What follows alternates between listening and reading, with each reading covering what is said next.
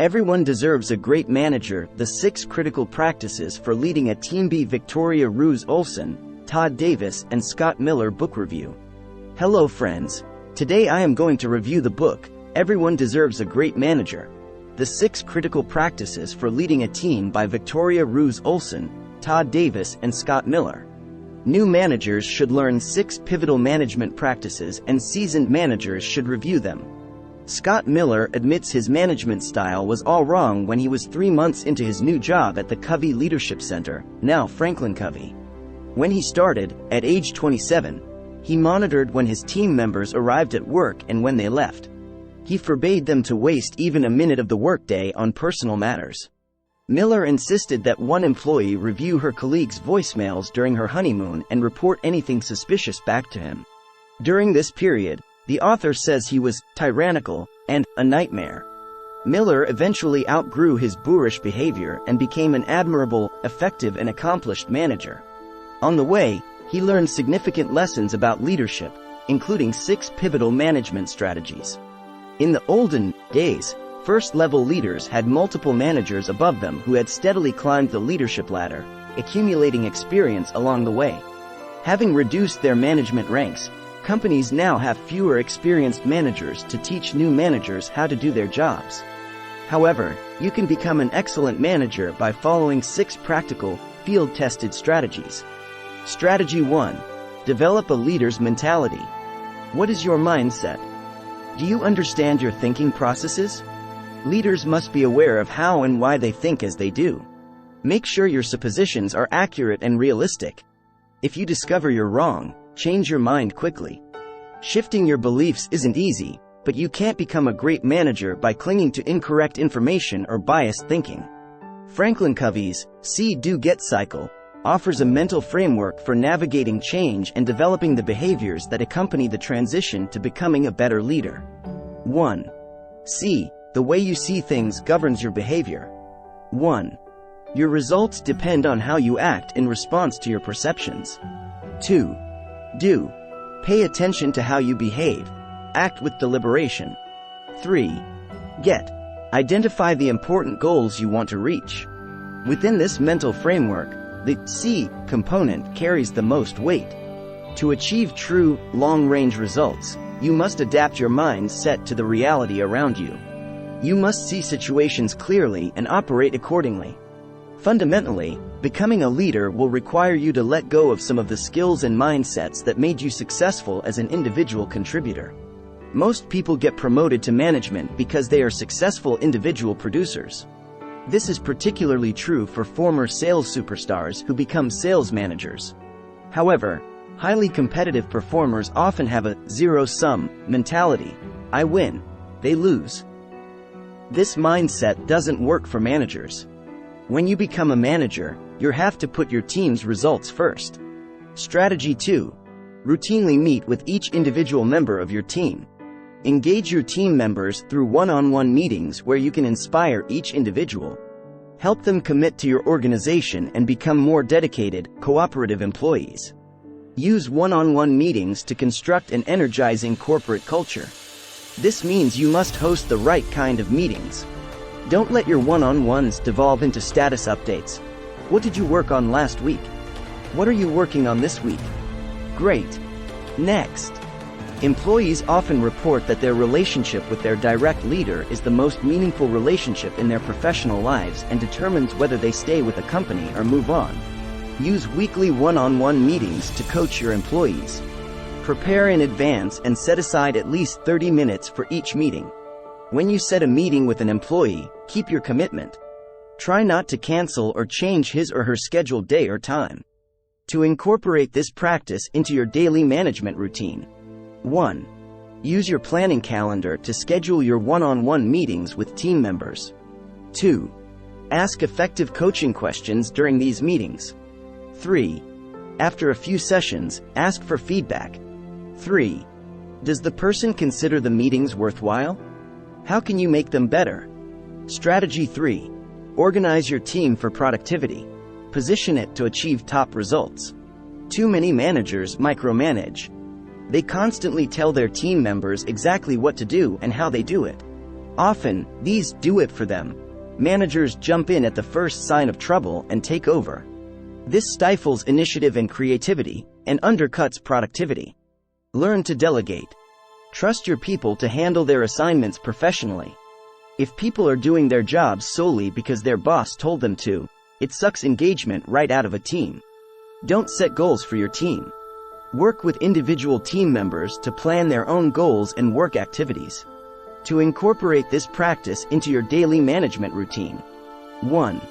Meet with your boss to discuss your pivotal professional goals and how you and your team can achieve them. 1.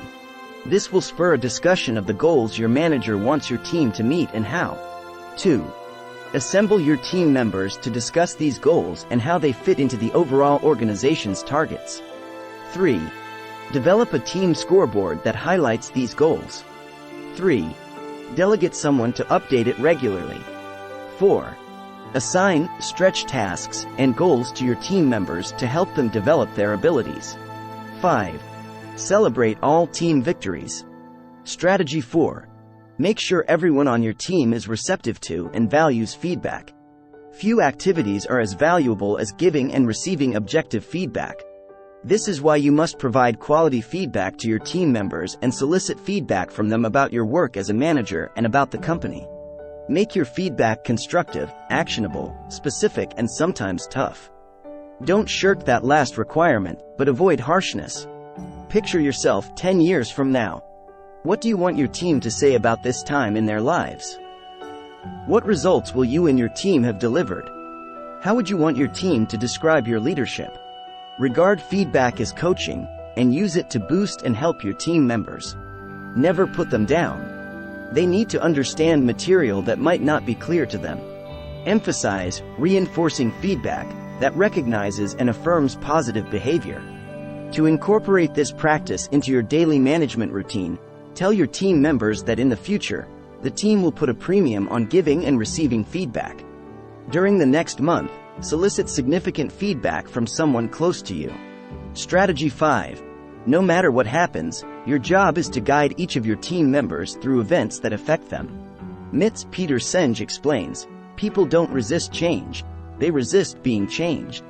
Change is constant and ubiquitous.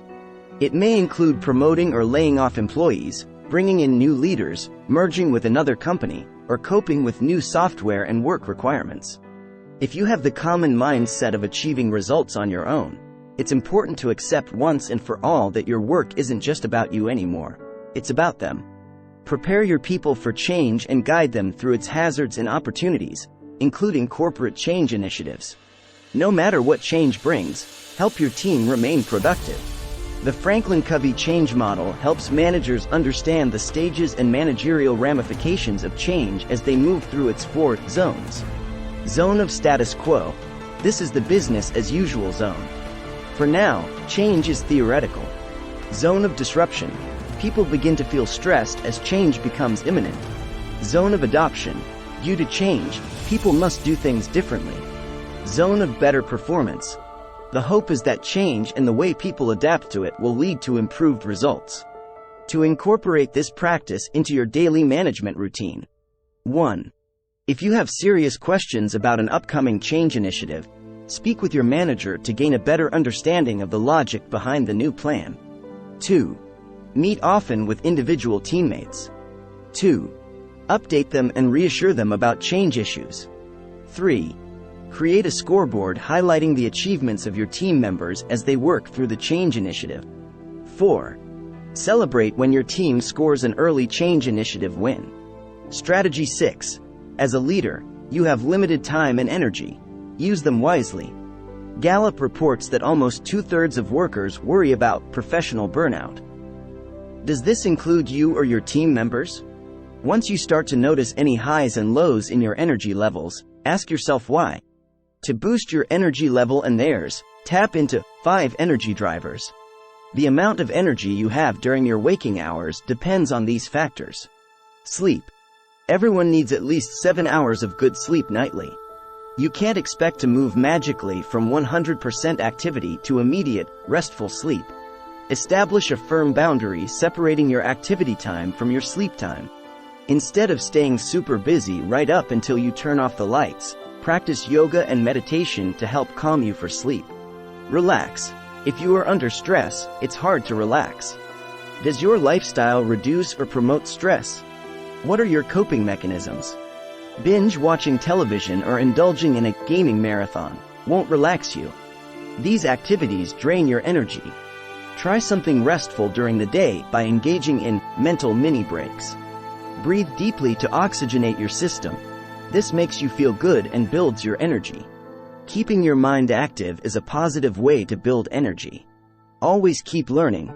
Connect. Do you have meaningful relationships that sustain you at work and home? If not, try to establish new connections. One good way to build connections is to volunteer your time for a worthy cause. This will boost your mental, psychological, and emotional health and help you meet new people. Become proactive about the quality of your friends. Seek out people who make you feel good, not bad. Move. Do you move around enough during the day? Do you exercise? Or do you spend most of your time sitting in front of computer screens or curled up on the couch watching TV? Lack of movement is a recipe for an energy and health disaster. Exercising will become easier if you regard it as a luxury, something you get the opportunity to do, and not as an unpleasant burden or something you must do. You don't need to join an expensive gym. If you're proactive, you can keep moving in little ways all day. Exercise will sustain your energy. Periodically, get up from your chair and move around. Do quick exercises, like squats. Find the aerobic exercise you most enjoy: walking, running, playing tennis, swimming, and pump up your pulse. Eat. Do you eat good, nutritious, wholesome food that sustains you and supplies you with the energy you need? Or are you a junk food junkie? The best foods for fueling your body are whole foods, not processed foods or quick-hit carbohydrates. Fruits, vegetables, nuts, and berries are best. Take healthy snacks to work, so they're available when you get hungry. That habit will help you avoid buying a candy bar or a bag of potato chips from the vending machine. If you're not sure how you measure up on the nutrition scale, track what you eat. Do you embrace these 5 energy drivers? A deficit in one area tends to diminish the 4 other areas. Rate yourself against each factor and work to improve your grade. Develop a robust energy level that will hold steady morning, afternoon, and evening. Remember, when you're a team leader, your energy level isn't the only one that counts. The energy levels of your individual team members are also important. Be a positive role model of healthy practices for your team members. To bring positive energy to your team meetings as part of your daily management routine, take these steps. 1. Conduct your own personal energy audit. 2. Determine your daily energy requirements. 2. Plan your schedule accordingly. 3. Plan your weekly activities. 4. Devote 5 to 10 minutes each day to refining your activity plans. 5. Boost the energy levels of your meetings. Don't try to take on all 6 practices immediately. Work on them little by little. With a concerted, focused, and determined effort, you will eventually master each one and become the great manager every employee wants as a leader. Takeaways. 1. New managers should learn 6 pivotal management practices and seasoned managers should review them. 2. Strategy 1. Develop a leader's mentality. 3. Strategy 2. Routinely meet with each individual member of your team. 4. Strategy 3. Organize your team for productivity. Position it to achieve top results. 5.